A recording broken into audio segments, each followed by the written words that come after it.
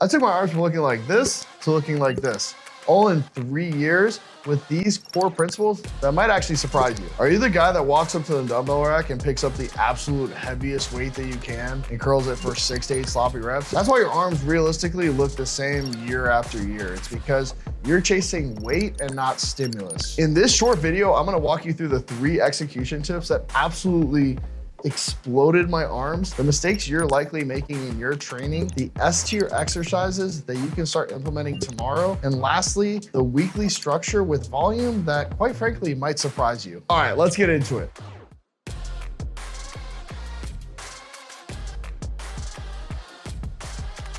Before any cue, any exercise, any program, let's lock this in. Your biceps and triceps do not know how much weight is on the dumbbell, on the bar. All they know is stimulus and whether you're facilitating muscle protein synthesis by training close to failure and actually isolating that muscle group. So what we want to actually do is increase stimulus while actually minimizing CNS fatigue, injury risk, and what that really comes down to is isolation. Number 1 is dragging out of the hole. And this you can apply to any muscle group for biceps and triceps especially though. Most people when they get to the bottom of the rep or the stretch phase, they just yank out of it. They just get to the bottom of curl and they use momentum. They start to just rip it. And what that's gonna do is it's gonna cause you to use more stretch reflex, more momentum.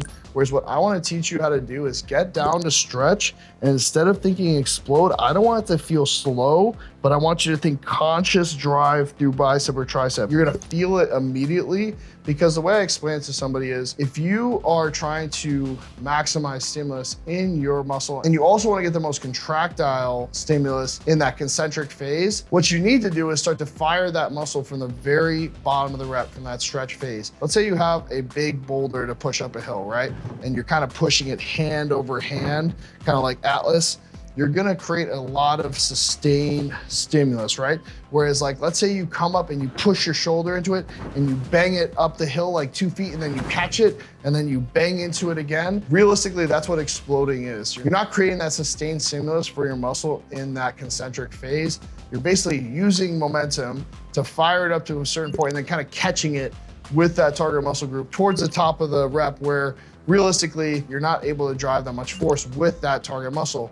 We want to really drive that force out of stretch. So this dragging out of the hole is going to really unlock some new gains if you're not already doing so already. All right, number 2 is stability is king. I know it feels harder and that you're training harder when you pick up a heavy dumbbell or heavy barbell and do some standing curls. And realistically, the reason they're harder is because they just take more CNS tax. So what I want you to do is try to find the most stable setups. And that's why one of my favorites for triceps is that bench supported push down, which we'll get to later. And for biceps is this dumbbell variation I've been using recently on an incline bench. And I used to not do these because the range of motion was limited, but now with my torque block, I can really reach for full range of motion unilaterally. And you'll see all the cues I'm talking about dragging out of the pocket in this example. And what's great about this is you're creating an extra pivot point, a hinge point right above your elbow on your tricep, where you're putting your bicep on island. You can't lift the elbow to do the work.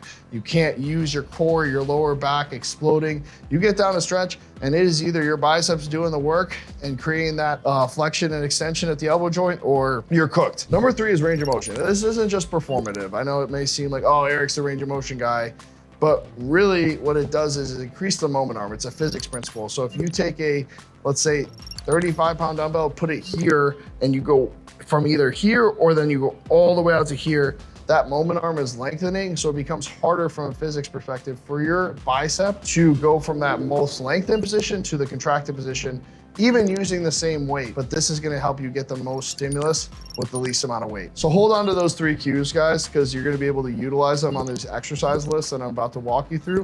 And then also the structure and weekly volume that might surprise about 90% of you guys. Okay, so in no particular order, these are my favorite bicep exercises that I do week in and week out. Number 1 is the incline dumbbell curl. This one's amazing because you can't use momentum. And what's really cool about it is that based on the angle of the bench, you can have the weight get heavier and stretch. So if you have that bench super deep, what's gonna happen is that weight is gonna feel heaviest when you're in the stretch phase.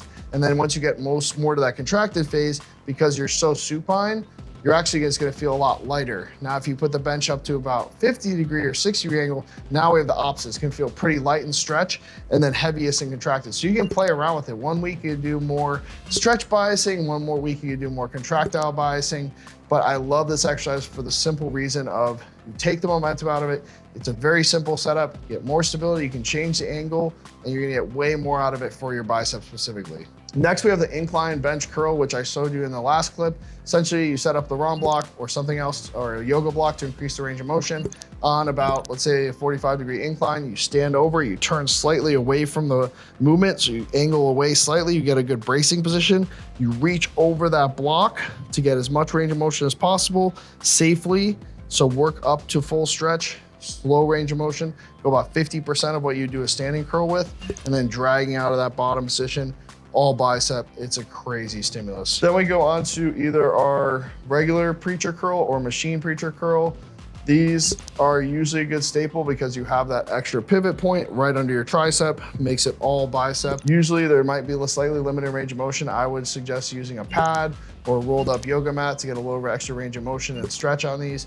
But usually they're pretty good machines. Last, we have the stretch bias cable curl. You can do this unilaterally, so just using a bench and curling out and getting that stability, or you can set up and do a dual. You can either do it standing or seated on a bench, putting those cables about a foot off the floor from behind you, and then curling out, trying to keep those elbows back. This is a terrific option. It puts a lot of bias in that stretch position, in that stretch phase. I think this is a no-brainer. Obviously, the bench takes a little extra setup. You can do them standing, but then you have the stability issues, but puts you in an immense, a lot of stimulus in that stretch phase, which is what I love about this exercise. Okay, so the execution cues for triceps are very similar to biceps. Getting into that stretch phase, big level of elbow flexion, and then dragging out of the pocket instead of exploding, not letting your ego get the best of you, not just trying to overload weight unnecessarily. So basically you take those same bicep execution cues and apply them to triceps. And now let's get into my favorite tricep exercises. Okay, if I could only do one tricep exercise for the rest of my life, it would be the bench supported push down. It's insanely good for a number of reasons. Number one is it's close to a standing push down, which I still think is a terrific exercise. You're basically putting that vector of force slightly behind you. So when you set up that bench at about 60-degree angle, you match that cable, and now that cable is coming from almost right below, like across your face and behind you, as opposed to in front of you, where you're gonna have to use a lot more stability. You get a little more rear delt and lat involvement. This one, as long as you tuck your elbows down and extend through, it's literally all tricep. It is such a good exercise. I cannot emphasize it enough. I think it's worth the extra 30 seconds it takes to roll a bench over to a cable setup. I like a V-grip on this, just because you have the stability. You can almost press your hands closer to each other as opposed to, let's say, a rope. But rope's still great. You just probably can't load it as heavy due to the instability. Then we have overhead extensions. I think there's a number that are terrific. You can do a bench supported cable overhead extension. You can do a dumbbell overhead extension. I usually suggest doing your dumbbell overhead extension on an incline bench as opposed to a military, just because you can keep more tension all the way up through peak contraction. Whereas if you're overhead, you're stacking the joint. There's a little bit more shoulder capsule strain. So what I would say is move your body all the way up the bench to where your neck is basically at the top of the bench. So when you reach behind your head, you don't have to worry about it hitting the bench when you're in that stretch position, which we all know is very important, and then dragging out. I would suggest having a spot for this, or just be able to dump the dumbbell behind you if you're in an empty gym. But I think that's the risk, is when you get to failure and trying to get it back over your head or around your head, that's where it usually gets a little iffy. So I would suggest a spot on this. Okay, so next is the jam press. I would suggest setting this up on a Smith machine. You can use a barbell, but essentially it's like if a skull crusher and a close grip bench had a baby and you kind of met in the middle, this is why it's so good. You don't get the strain on your elbow joint as you would with a skull crusher or overhead extension, but you also don't have the involvement of your chest and shoulders as you would on a close grip press. So what you want to do is really aim for like almost a chin, neck area, get as much stretch as possible, and then drag out, keeping those elbows as tight as you can. And then I'm also a big sucker for traditional dips. I think they're great, especially if you keep that upright torso. Big range of motion. You don't need to do these super weighted. I like, with my strength level, the most I will ever do with max range of motion is like, I think it ends up being like 135, so 345s belted on. But most people, you can get away with extremely good range of motion and not have to weight them at all and still get terrific stimulus with good tempo. So I think dips are also really, really good. All right, and this is where we're gonna get into the setup for the week, and the volume might be less than you would expect. I would suggest 6 to 8 hard sets for biceps and 6 to 8 hard sets for triceps per week. And I know a lot of people are gonna wanna do 15 sets each, 10 different variations. Really, it's not necessary. If you can hit them twice a week, so I hit mine on both my push and pull day, and then I have a mixed upper day later in the week, which allows me to split my volume up. But for me, I usually will pick 3 exercises and do 2 sets of those exercises. I do 2 on my pull day for biceps, 2 on my push days for triceps. And I do 1 exercise each on my mixed upper day on Friday. So what that would technically look like is, let's say on my Monday push day, I would do like, let's say a JM press, then an overhead extension. And on my Tuesday, my pull day, I would do, let's say a incline dumbbell curl, and then a line cable curl, for example, or machine curl. And then Friday, I would pick a 3rd exercise. Let's say I've done the JM and overhead. I would do like the bench supported tricep push down. And then also, let's say a single unilateral cable curl or iso curl with the ROM block. That novelty is not necessary. If you love the bench supported push downs and you're feeling great stimulus and you're able to slightly overload them, whether it's technical overload, meaning your execution's getting better, you're getting more range of motion, and you want to do those on Monday and Friday, by all fucking means.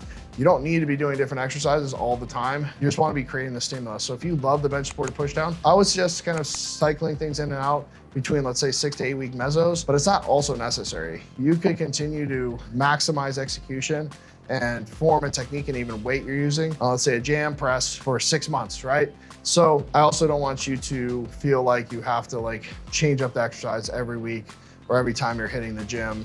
It's more about getting more stimulus through either execution, range of motion, technique over time, and you're still gonna be able to grow. Let's get into tempo and then also proximity to failure. So for tempo, I'm always across the board a 3 to 5 second eccentric guy, especially on, let's say, a very technical exercise like a dip or something that you really need to be locked in. I'll do at least a 3 to 4 second eccentric. I usually do a half to 1 second pause and stretch. And when I say stretch, I let it sink me. It looks like a perceived hold. What I'm doing is, let's say on the bottom of a dip, I'm getting here and I'm letting it literally sink me an extra inch before driving out. So when I say pause, I mean just let the weight sink you, and you're gonna get also that benefit of the stretch adaptation and keeping your body healthy over time. So that's usually the tempo I'm gonna use. 3 to 5 on the eccentric, 1 second pause, 1 second concentric, and then usually 0 on the peak contraction. I know a lot of you guys wanna use like a squeeze at the top of bicep curl. That's just sensation. Your body's not really able to produce much force in that most contracted position. So a lot of times it's just throwing good effort away that you might be able to get 1 or 2 more extra reps if you weren't doing that hold in the contracted position. All right, let's talk proximity to failure. If we were doing arms, single joint movement, your execution is fucking perfect, take it to failure, guys. I'm gonna give you the green light. You're not gonna get so much cumulative CNS stimulus by doing an extra fucking 2 reps of unilateral curl. Like, I'm sorry. So yes, I would say be careful with like leg volume, like trying to put yourself on the ground on like a hack squat. But with biceps and triceps, come on. Like, you know, if you only have 8 sets per week, let's take those close to failure. You're not gonna destroy your CNS by hitting an extra bicep curl or an extra tricep push down. So within the confines of good form, which means concentric phase is slowing down as you get closer to failure. You get towards that last rep, and if you get halfway down, let's say on that bench supported push down, you'll see me do this in videos. I'll get to here, and if I can't take it with good form, I'll be done, maybe do this some length and partials, but I'm not gonna force the rep just to get it from A to B with other muscle groups to lift the elbows to push it through. It's just not worth it. You're not getting anything more for your triceps. You're increasing injury risk. So please do not do that, but I would say if you can get it to technical failure every single set, that would be the goal. All right, let's get into the biggest mistakes that we haven't already touched on that you're making in your arm training. Number 1 is just tossing it at the end of your push day or pull day and just spamming some curls or spamming some push downs. Like, just because they're smaller muscle groups doesn't mean that they don't need the required stimulus, meaning really hard reps close to failure with really great technique. That's what's gonna cause you to grow. So if you're just treating it as like, oh, I'm just spamming some curls at the end of my back day, you're not gonna grow. It's because you're not creating that substantive stimulus and kind of obviously